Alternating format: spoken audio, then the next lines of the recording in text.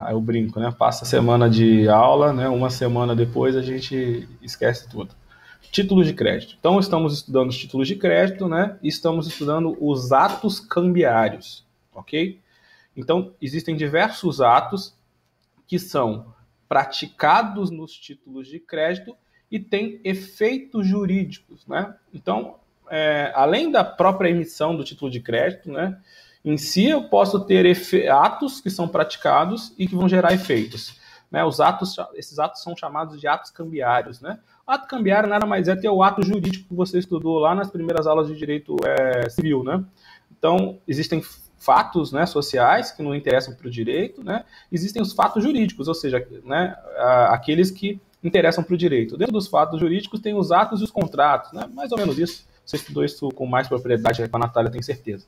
E aí, os atos são aqueles que jurídicos são aqueles que praticados por uma única pessoa, né, exclusivamente, individualmente, geram efeitos, né? Lembra disso? Então, é o caso dos atos cambiários. Então, basta uma pessoa praticar um ato e esse ato gera efeitos jurídicos. O primeiro ato cambiário que a gente viu foi o aceite. O segundo ato cambiário que a gente viu foi o endosso, né, na aula passada. E o próximo ato cambiário que a gente vai ver hoje é o aval, ok? Aval é um ato cambiário, né? O que é o aval? Alguém conhece? Acorda aí, Tamires. O que é o aval? Né? Aval. Aval a gente pode definir como, né, o ato cambiário de garantia do pagamento de um título de crédito. Então, o legislador previu, né, no direito empresarial a hipótese de um terceiro, né, que não tem nada a ver originalmente com a relação jurídica cambiária, vir nesse título de crédito e praticar um ato garantindo o seu pagamento. Então imagine, né, que eu faço um empréstimo, né, para o Fernando, aliás, requeiro um empréstimo para o Fernando. Fernando, por favor, me empreste 10 mil reais. O Fernando fala, tudo bem, professor, né, vamos aqui assinar um documento. E aí ele pensa, é melhor assinar uma confissão de dívida ou é melhor assinar uma promissória, né? Aí ele fala, pô, eu tive aula de empresarial, eu sei que a nota promissória é um título executivo, né, extrajudicial, né? Ou seja, melhor assinar uma nota promissória do que assinar uma confissão de dívida. E ele pede para mim uma nota promissória, que é um título de crédito. Aí ele pensa, professor, mas eu não te conheço bem, não sei se você tem patrimônio, né? E aí, né? Eu até vou emprestar, né? Só que além do título de crédito aí que eu exigi, eu preciso que você consiga um avalista, né? E eu, constrangido, né? Não é legal pedir aval para ninguém, mas eu tenho que pedir. Aí eu peço para o professor, né? Stefânio, tem dinheiro, né? Para ser nosso avalista, porque eu tenho certeza que o Fernando vai aceitar, certo? Então, o Stefânio tem alguma coisa a ver com essa relação jurídica cambiária? Não. Ele emprestou dinheiro ou, né, pegou dinheiro emprestado? Não. Eu brinco, né? Ele é um bucha, é o terceiro, não tem nada a ver com isso. Vem responder por uma dívida que não é dele. Por que ele faz isso? Faz isso porque é meu amigo, né? Vai fazer um favor pessoal. Faz isso porque é muito comum, né? É um sócio de uma empresa. Então, a empresa, pessoa jurídica, muitas vezes, né? A sociedade, pega um dinheiro emprestado com alguém, num banco, emite um título e aí esse banco, é muito comum isso acontecer, exige que, além, né, daquele título emitido, o sócio, pessoa física, seja avalista da empresa. Então, muitas vezes, o aluno ou o cliente me pergunta, né, a empresa pegou dinheiro emprestado, agora o sócio está sendo cobrado, né? É uma desconsideração da pessoa jurídica? Não, às vezes não é caso de desconsideração, a questão é aval.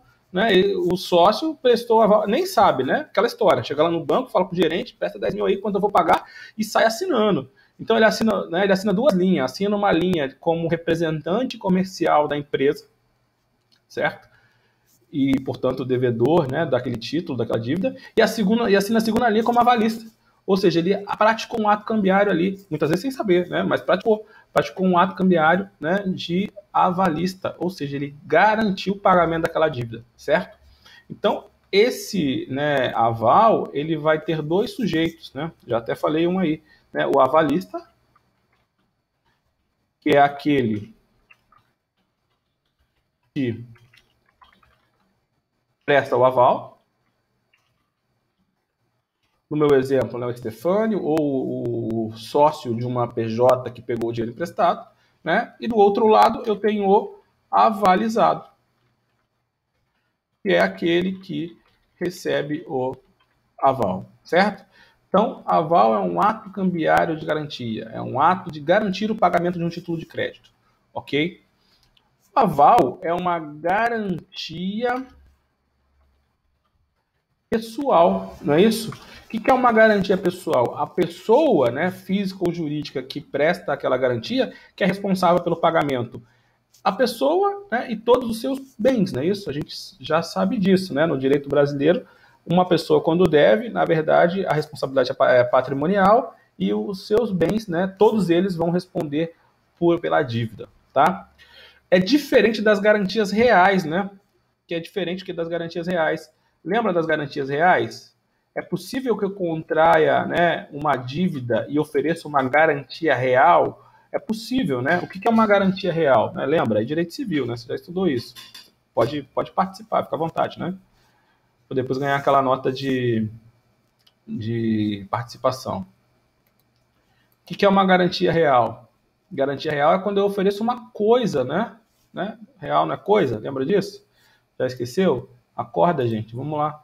Né? Garantia real é uma coisa. Me dá um exemplo de garantia real. Está previsto lá no Código Civil, né? Direitos reais de garantia. Eu sei que você adorava estudar isso, né? Eu adorava estudar os direitos reais de garantia. Me dá um exemplo de um direito real de garantia. Hipoteca, né? O que é hipoteca? Direito real de garantia sobre bem imóvel. Então você vai até a Caixa Econômica Federal, pede o dinheiro emprestado, a Caixa fala, tudo bem, né? Eu empresto, na boa, desde que você me dê um direito real de garantia sobre esse bem que você vai comprar. Então, aquele contrato que você faz, né, de empréstimo, né, empréstimo de coisa fungível, né, como é que chama o contrato de empréstimo de coisa fungível? Empréstimo é um gênero que tem dois tipos, né, coisa fungível e infungível. Empréstimo, gênero, espécie, fungível, infungível. Bora acordar. Pergunta fácil, você sabe responder. Como é que chama o contrato de empréstimo da Caixa? Ninguém? Alô? Bom, parabéns, está participando bastante. Né? Até que enfim, alguém está acordado. Mútuo, né? Mútuo. Muito bem, né? Empréstimo de coisa fungível, mútuo. Empréstimo de coisa infungível, comodato. Ok? Obrigado aí pela resposta.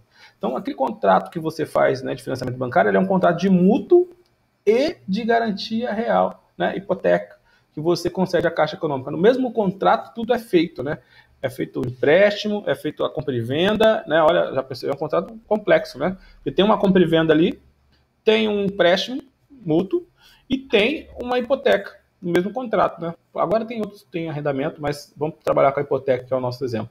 Né? Então tem a hipoteca, no mesmo contrato tudo é feito, né? Assinado.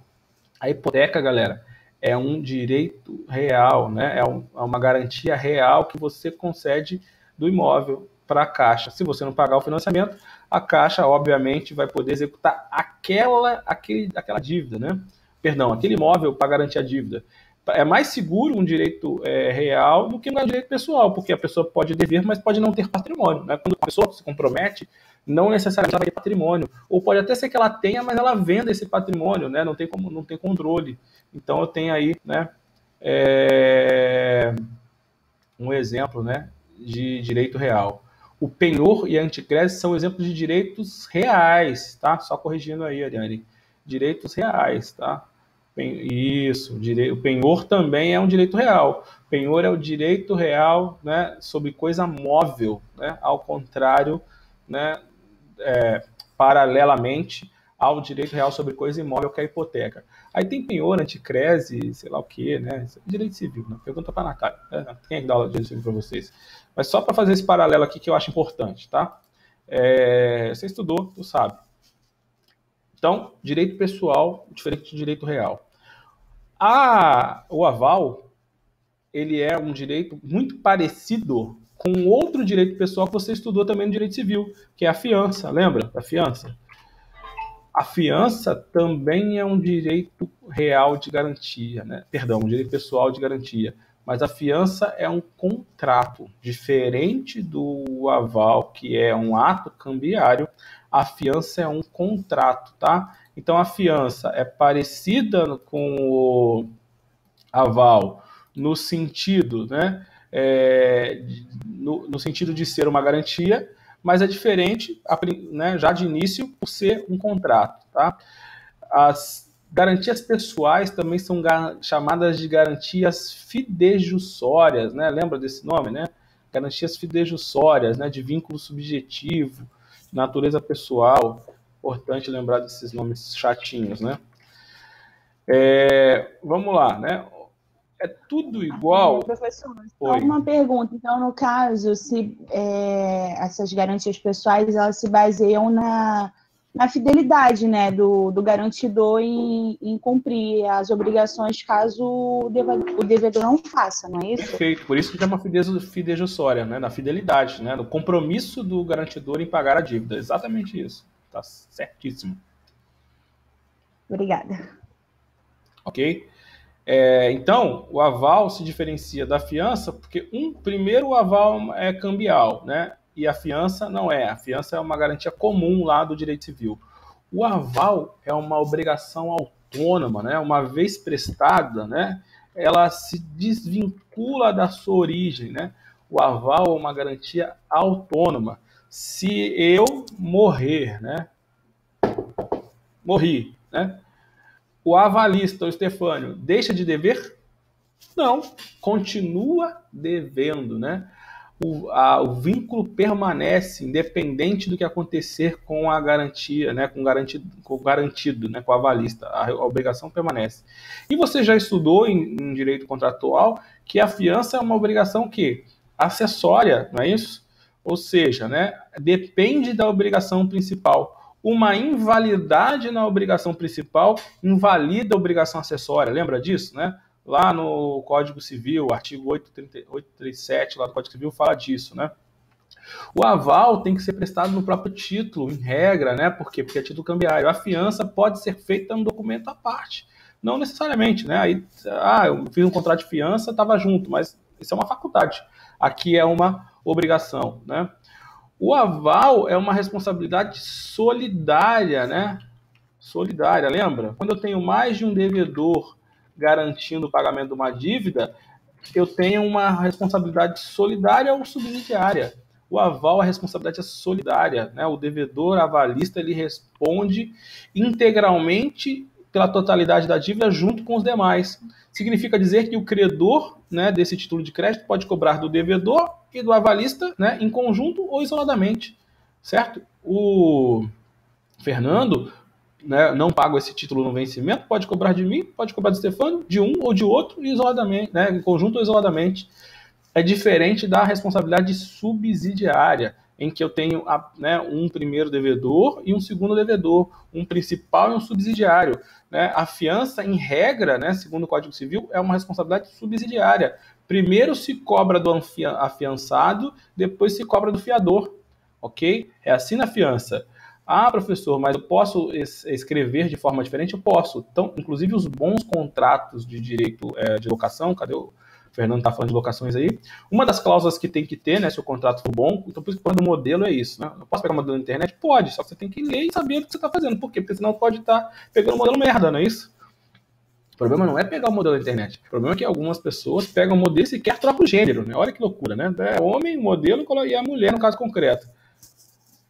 Pega o modelo e não sabe do instituto. Então, não vai... Imagina que você é advogado, esteja fazendo um contrato, né, de locação para o senhorio, né, para o dono do imóvel, para o locador.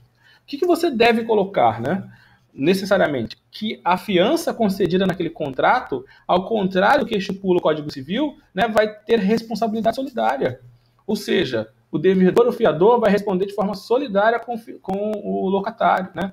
Ok? Se você não colocar nada, vai valer o Código Civil. O que o Código Civil diz? Que primeiro, né, se cobra o locatário, depois se cobra o fiador. Não é isso? Primeiro se cobra, né, o afiançado, depois se cobra o fiador. Ok? Por quê? Porque, por regra, né, a fiança é uma responsabilidade subsidiária. Tá? Então não basta pegar o modelo da internet, tem que estudar o assunto para poder colocar as coisas que são importantes, né, e tirar aquilo que não é importante, corrigir, né, o modelo, né?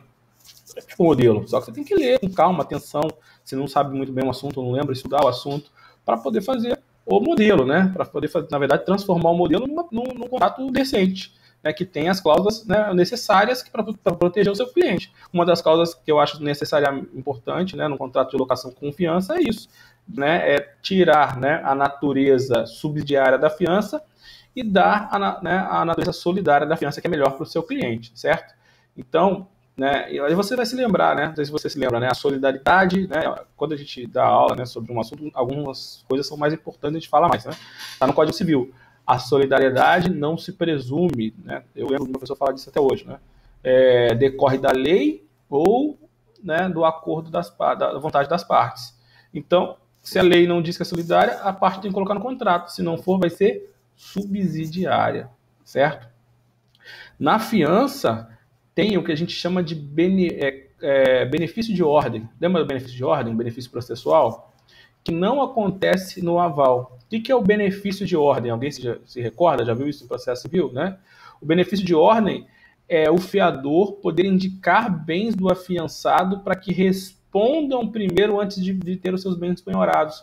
Então você é fiador, né? Você sabe que o afiançado tem um imóvel lá na cidade natal dele, que muitas vezes o locatário do bem, o locador do bem não sabia. Aí você indica aqueles bens para responder pelas dívidas. Isso se chama benefício de ordem, ok? Não há que se falar em benefício de ordem em aval. Por quê? Porque é uma garantia autônoma, né? Ou seja, você responde, né, pelas dívidas imediatamente. Não há benefício de ordem. Então, são institutos semelhantes, né, porque são garantias pessoais, fidejussórias, mas são institutos com suas, né, diferenças. Né? Diferença é autonomia, um é autônomo, o outro é acessório.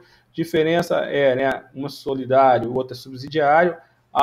Exceto se as partes celebrarem de forma contrária. Tá? Então, existem aí diferenças entre aval e fiança, importante, tá?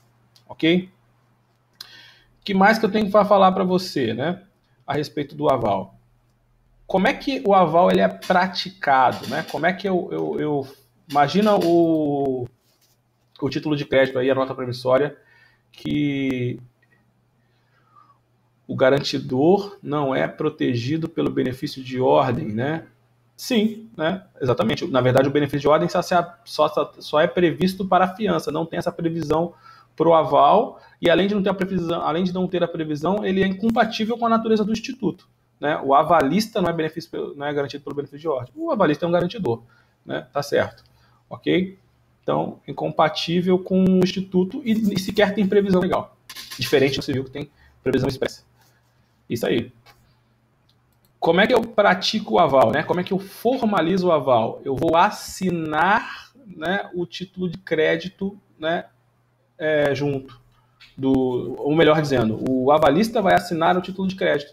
Então imagine uma nota promissória, né? Eu vou ter a assinatura do avalista. No meu caso, o Stefani vai pegar aquela nota promissória, né, e vai assiná-la, né, junto comigo.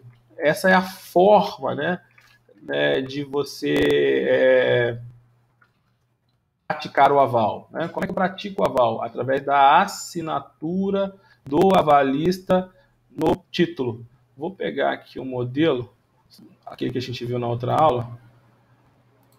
Tem um lado bom, né, cara, dessas aulas online. Dá pra gente pegar as coisas na internet para mostrar para vocês. Isso aqui é uma nota promissória. Tá enxergando aí?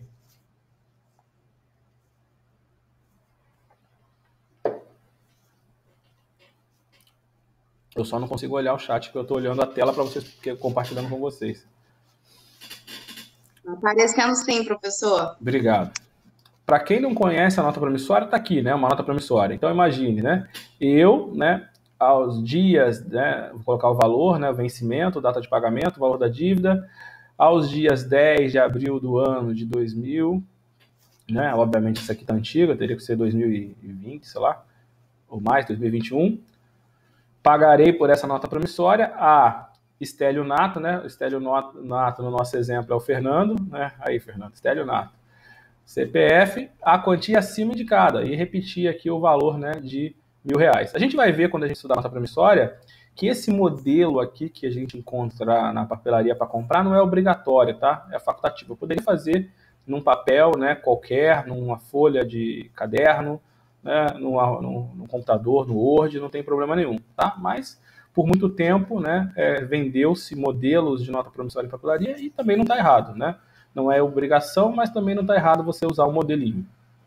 Tem outros requisitos, né, outros elementos que vão compor a nota promissória, que a gente vai estudar também quando a gente fala de nota promissória, como, né, data de vencimento, data da dívida, local de emissão, né? Então, local de emissão, Cuiabá, 10 de março do ano tal. Quem que é o devedor, né? Sou eu, né? No caso do modelo que eu peguei aqui na internet, é o Inocêncio de tudo, né? Então, o Inocêncio assina essa nota promissória.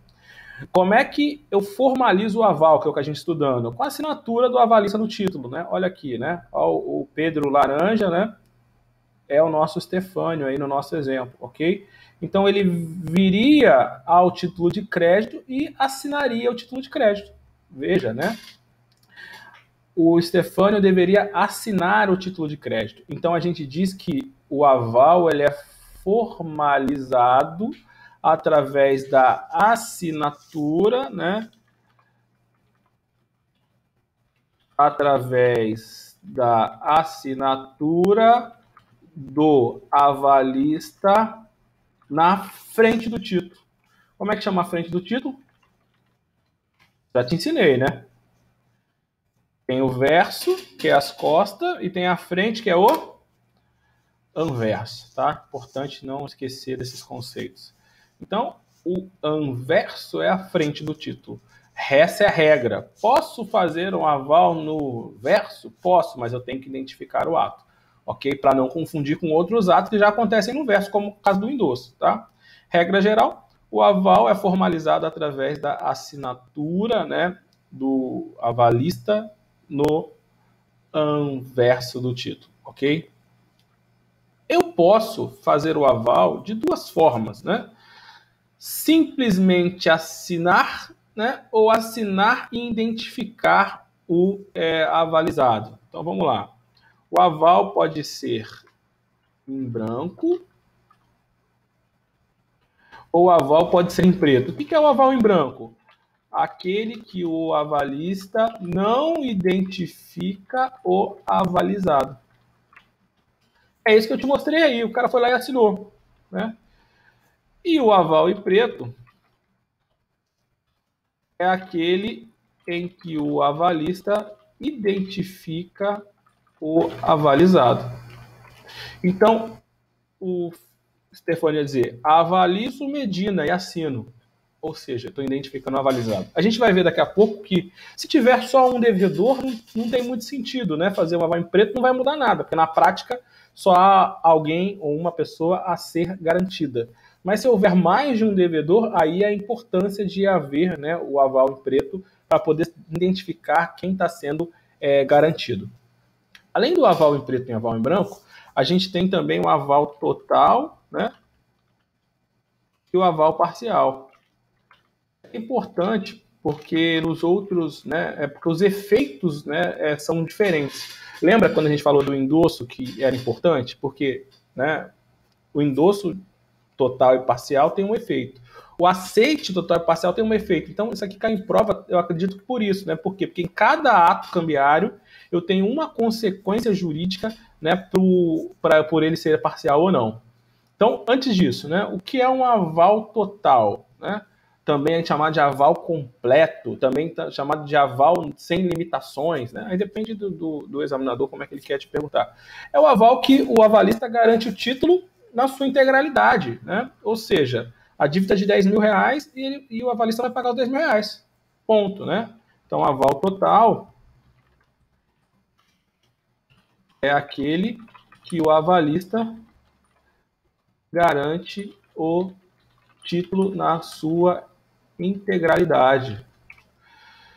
Poderia, né, teoricamente, né, o Stefânio se comprometer a pagar só 5 mil reais? Essa é a pergunta, né? E qual o efeito jurídico disso? Poderia, né? É possível, teoricamente, ele garantir só 5 mil reais. Se o Fernando vai aceitar me emprestar 10 mil reais, tendo apenas 5 mil de avalista, é outra discussão, né? É outro problema. Pode até ser que o Stefânio seja garantidor de 5 mil e eu consigo um outro avalista parcial para complementar o valor, né? Por exemplo, o Carlos, né? E aí o Fernando vai emprestar os 10 mil. Isso é outro problema, certo? Se o credor vai aceitar um avalista parcial ou se vai exigir um segundo para complementar, é outro problema. Não interessa para a gente. O que interessa para a gente nesse momento, é saber o que é aval parcial e 2, qual é a consequência jurídica disso, certo? Então, o aval parcial é quando o avalista garante parcialmente o pagamento do título de crédito. Agora vem o segundo ponto, mais importante. E aí, a lei permite o aval parcial?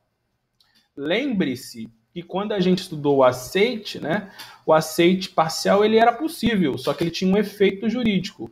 Não é isso? Lembra o aceite? Né? O aceite, né, para tornar o aceitante garantidor do título, tem que ser total.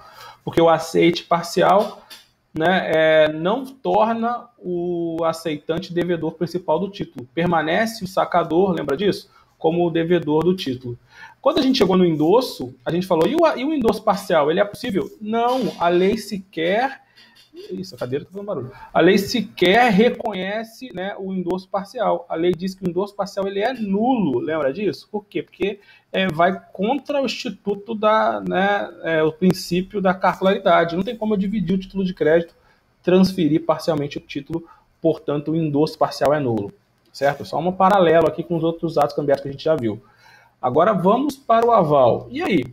Formalmente, né, é possível aceitar parcialmente o título. Agora, a lei vai permitir? Aí vamos no segundo ponto. Aqui, galera, é importante a gente lembrar um assunto do primeiro dia de aula, que eu não sei se você vai se lembrar, que é a regulamentação dada nos títulos de crédito. O que eu te falei no primeiro dia de aula, né? Como é que o direito regulamenta os títulos de crédito?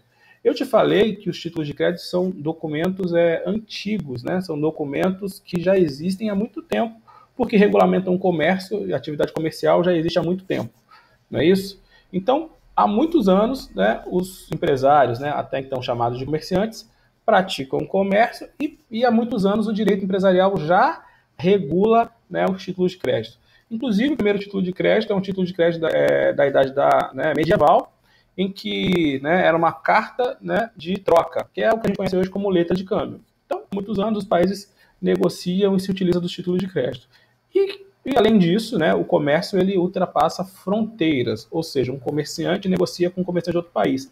Nada mais justo, nada mais natural, nada mais importante do que ter uma lei uniforme em vários países. Ou seja, uma nota promissória, uma letra de câmbio passada aqui pode ser cobrada lá, né, e assim sucessivamente. Isso acontece, né, ou para que isso possa acontecer, o que é necessário fazer? É necessário que esses países assinem, né, tratados internacionais. Nesse sentido, por exemplo, né, a LUG, né, Lei Uniforme de Genebra, que você já conhece, né, é um tratado internacional assinado pelo Brasil, que no Brasil foi incorporado através do decreto 57666, né, 663 de 66, se não me engano. Assinado pelo Brasil, que incorporou a regra, né, para a letra de câmbio, para a nota promissória, em todos os países que assinaram, certo? Por quê? Porque eu precisava dessa uniformização. Isso veio, né, usado por muitos anos. Quando chegou em 2002, o que o direito brasileiro fez? Né? Fez toda uma reformulação no Código Civil e no Código Empresarial. Inclusive trazendo para dentro do Código Civil vários institutos de direito empresarial. Inclusive mudando o nome da disciplina, né? Era direito comercial, virou direito empresarial. Muita coisa mudou, né, no direito empresarial em 2002 em razão da inovação trazida pelo Código Civil. O Código Civil trouxe inclusive um capítulo sobre direito cambiário, né, ou títulos de crédito, como a gente também já comentou aqui, certo? Só que o Código Civil foi, né, no mínimo estranho, né, como a gente diz atualmente, né? Por quê? Porque ele regulou o código, o título de crédito, mas disse que essa regulação não seria aplicável quando houvesse legislação regulamentar, né, regulamentando o título de crédito. Artigo 903, já vimos isso, né? salvo disposição diversa em lei especial, regem-se os títulos de crédito pelo disposto nesse Código. Ou seja, tem disposição diversa tratando do aval para a letra de câmbio? Tem. Se tem, não se aplica o Código, né? Tem disposição diversa do aval tratando nota promissória? Tem. Se tem, não aplica o Código.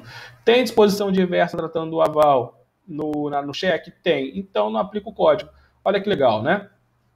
Mas aí está o problema, né? Ou aí está a pecadinha da prova que o examinador gosta de perguntar para você, né? Por quê? Porque, lembra que eu te falei também no primeiro dia de aula, né? Por que eu preciso saber o código se o código não vai ser usado, né? Porque em alguns momentos o código tem alguns assuntos que divergem da lei e aí o examinador gosta de perguntar. Pegadinha, né? Não tem jeito. É justamente esse momento. Em outras palavras, o aval parcial ele é permitido nas leis esparsas, né, nas leis próprias, e o aval parcial não é permitido, é considerado nulo pelo Código, tá? Então, abra aí o seu decreto 57663, né, 66, e veja o artigo, deixa eu lembrar, acho que é 2930. Veja o artigo 30, que trata sobre o aval. Do anexo, né? Anexo 1, a gente já comentou sobre isso também. Vou colocar aí para você. Do aval, artigo 30 da LUG, né? Do aval, artigo 30. O pagamento de uma letra pode ser em todo ou em parte garantida por aval. De outra forma, o aval parcial ele é permitido. Depois, quando a gente estudar a letra de câmbio, né, perdão, a lei, falando da nota promissória, né, a gente vai ver que basicamente a lei diz assim: tudo que couber para, né, tudo que está aplicado na letra de câmbio aplica-se na nota promissória. Ela traz algumas diferenças e depois fala isso. Ou seja, o aval também permite, né, ser parcial na nota promissória. Se a gente for para a lei do cheque, para pegar só mais um exemplo para você, né, lei do cheque é a lei 7357 de 85. Também iremos estudar, né? A lei do cheque, ela também vai falar sobre o aval parcial, do artigo 29, salvo engano, deixa eu confirmar aqui, 29, né? O pagamento do cheque pode ser garantido em todo ou em parte, né, por um aval prestado por terceiro. Ou seja, novamente tem aqui a possibilidade do aval ser parcial para o cheque. No Código Civil, filho, aí que vem, né? Aí onde a torca né? Como é que é a história? Onde a porca torce o rabo, né? E no Código, vocês nem lembram, nunca ouviram falar isso não, né? Isso é coisa de velho, tô ficando velho. Olha o que diz o Código Civil no artigo 898. Lembra não? Alguém lembrou aí, tá dando risada, né? Olha o que diz o Código Civil no artigo 897. 897. Eu sim. O pagamento de título de crédito que contém a obrigação de pagar soma determinada pode ser garantido por aval. Não fala se é aval total ou parcial, né? Só fala que pode ser garantido por aval. E olha o parágrafo único. É vedado o aval parcial. E aí, filho? O aval parcial é permitido ou não? A resposta é aquela clássica, né? Depende de qual título a gente está falando. Certo? Se estiver falando de letra de câmbio, o aval parcial é permitido. Se estiver falando de nota promissória, o aval parcial é permitido. Se estiver falando de, né, cheque, o aval parcial é permitido. Se estiver falando de duplicato, o aval parcial é permitido. Se estiver falando de um título regulado pelo Código Civil, o aval parcial é nulo. Tá? Então, cuidado, né? Quando a questão cair sobre aval, né, e estiver trabalhando essa questão do parcial ou não, ele vai ter que dizer, o examinador, de que título está dizendo, né? Ou se é regulado pelo Código Civil ou se é regulado por lei especial. Ele vai ter que te dar a dica, né? Então, por essa, né, já te falei, né, as provas mais inteligentes, elas cobram assuntos mais complexos, né? Porque você não só tem que saber o que é aval, não só tem que saber o que é aval parcial, e tem que saber como é que isso está regulado no Código e nas leis especiais, né? Essa é uma questão mais inteligente, ou mais complexa, ou mais difícil, depende do, né, como você entender. Então, nesse caso, né, a resposta depende de que título de crédito eu estou dizendo, né? É um título nominado, né, enumerado, leia-se cheque, duplicata, nota promissória, o aval parcial é permitido. É um título, né, inominado, né, ou seja, né, não enumerado, regulado pelo Código Civil, o aval parcial ele é nulo, tá? Essa questão é um tipo de questão que cai em prova, né? Então, fica ligado, né, para poder saber disso, certo? Isso aqui é importante, cai em prova, ok? Vamos voltar aqui agora para o outro assunto, que são avais simultâneos.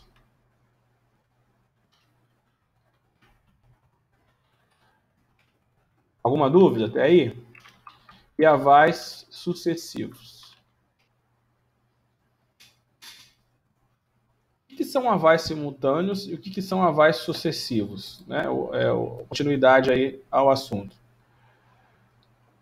Aval simultâneo ou aval sucessivo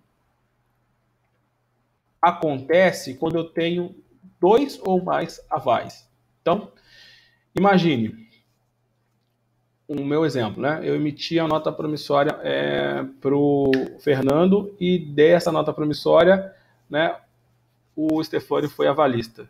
Imagine que tem um segundo avalista, o Carlos. Esse segundo avalista pode ser simultâneo ou pode ser sucessivo.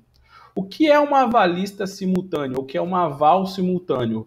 Né? Aval simultâneo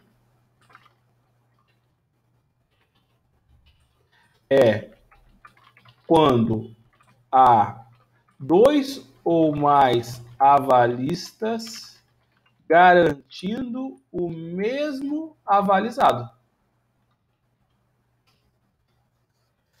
Por que que tem? Aí é uma discussão de mérito, né? Uma discussão empresarial. Não interessa para a gente aqui, a gente está pensando só no jurídico. Então, pode ser porque os dois, um seja um parcial? Pode ser. Ou pode ser 2 totais? Também pode ser. Né? Não importa. Então, por que que tem? É outra discussão. Mas tem. Né? Então, imagine. O Carlos e o Stefânio são meus avalistas ao mesmo tempo. Isso se chama aval simultâneo, perdão. Aval simultâneo, ao mesmo tempo, ok? Então, vamos pensar numa letra de câmbio, tá? Importante, porque é outro título outra espécie de título de crédito, né? Então, por exemplo, A dá uma ordem a B para pagar a C determinada quantia, certo? Letra de câmbio. Pergunto para você, né? Eu poderia ter D de dado e E garantindo A, né? Ou garantindo B, tanto faz, porque na letra de câmbio ambos são devedores. Esse que seria uma espécie de aval simultâneo. Então, de novo, A dá uma ordem a B para pagar a C, certo? O C exige uma avalista. Pode exigir do A, porque era um devedor inicialmente, pode exigir do B, porque se tornou um devedor quando prestou o aval, certo? Não importa se é avalista de A ou se é avalista de B. O que importa é que eu posso ter D e E como aval simultâneo, ou seja, ambos garantem, né, o pagamento da dívida, ou eu posso ter de forma sucessiva. O que seria sucessiva? D e E.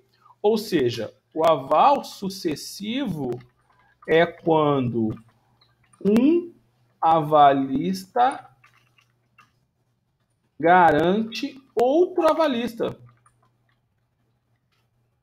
Vou te dar um exemplo que não tem nada a ver com aval, mas que é mais concreto e talvez seja mais fácil você visualizar.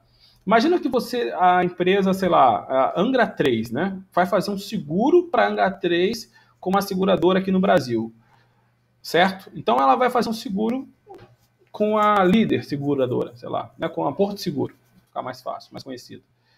Só que se a Porto Seguro tiver que pagar essa indenização, o valor é tão alto, né, que a Porto Seguro pode não aguentar, né? Então ela tem medo de suportar essa indenização sozinha e pagar, né, e quebrar, porque a indenização é muito alta, ok? Aí o que a Porto Seguro faz? Ela faz um resseguro, já vou falar sobre isso, né?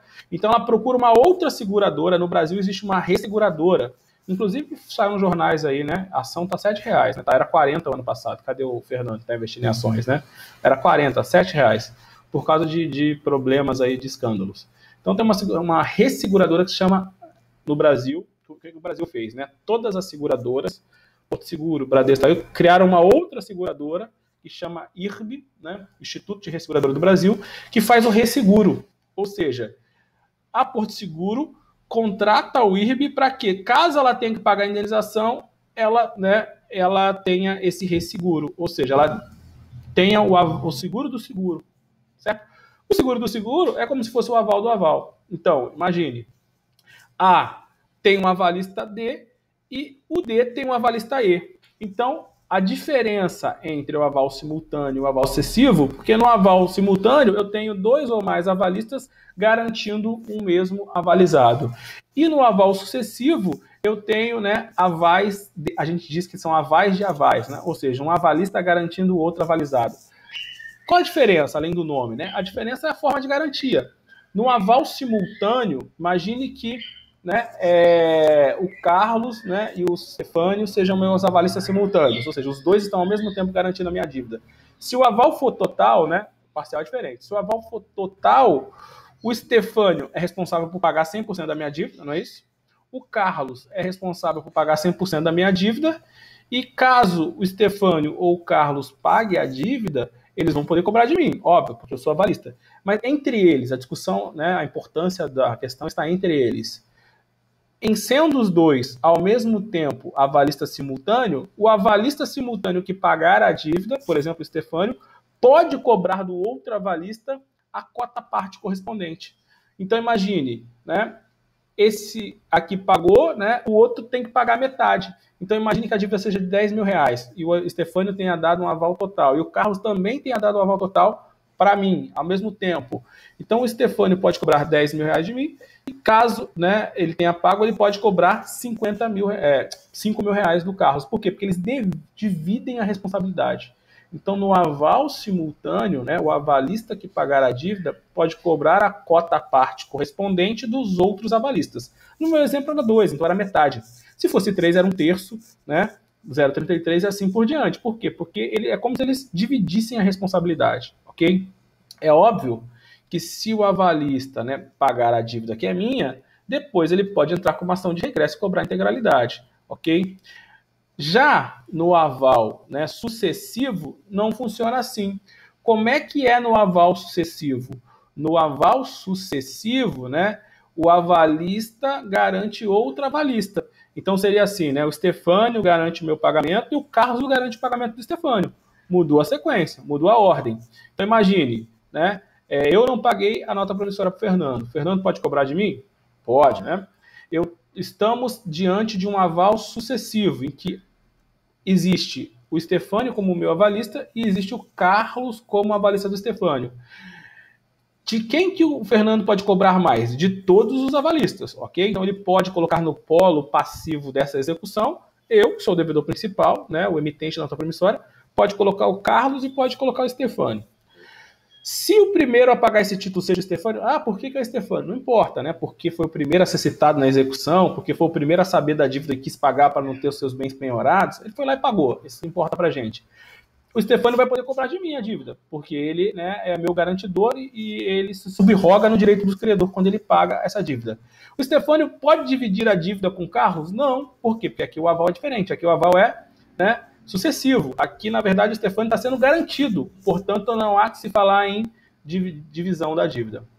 Em outra hipótese, né, caso quem venha a pagar a dívida seja o Carlos e a gente esteja diante de um aval sucessivo, o Carlos pode cobrar a dívida, obviamente, de mim. Por quê? Porque eu sou o devedor principal e ele subrogou no direito do credor. E o Carlos pode cobrar a integralidade da dívida do Stefânio, certo? Por quê? Porque ele foi garantido pelo Stefânio. Obviamente, né, que se o Stefânio pagar, ele pode cobrar depois de mim na ação de regresso. Então, entendeu a diferença entre aval simultâneo e o aval sucessivo? Né? A diferença acontece, a diferença, né, ela decorre, né, porque vai mudar a responsabilidade entre os avalistas. No aval sucessivo, né, um avalista cobra de outro. Então, se alguém pagar, pode cobrar daquele que foi avalizado. E no aval simultâneo, os avalistas dividem a obrigação. Ok? Então, é importante a gente saber isso. Imagina no caso concreto. Imagina aquela nota promissória que eu coloquei na tela lá para você, que está a assinatura dos dois, do Carlos e do Stefânio. Consegue visualizar? Naquela nota promissória que está na tela, né, que você está imaginando aí, que eu dividi há pouco tempo, está a assinatura do Carlos e do Stefânio.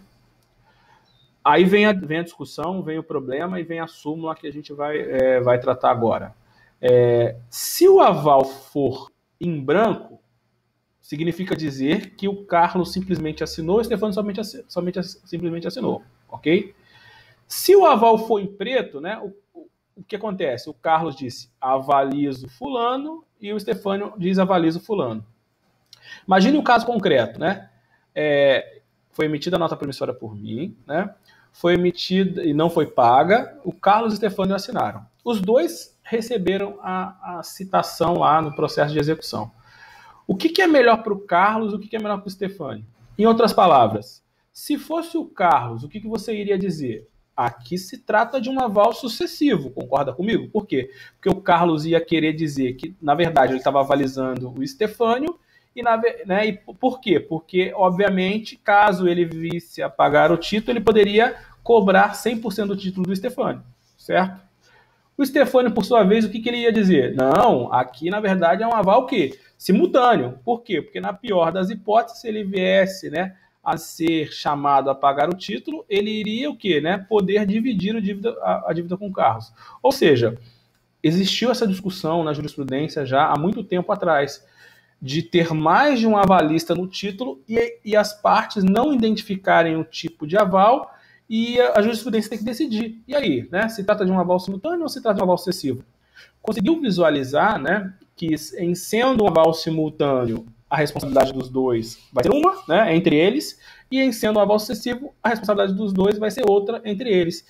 E por isso, né, há muito tempo, né, foi levada essa decisão para a jurisprudência, né, do STF,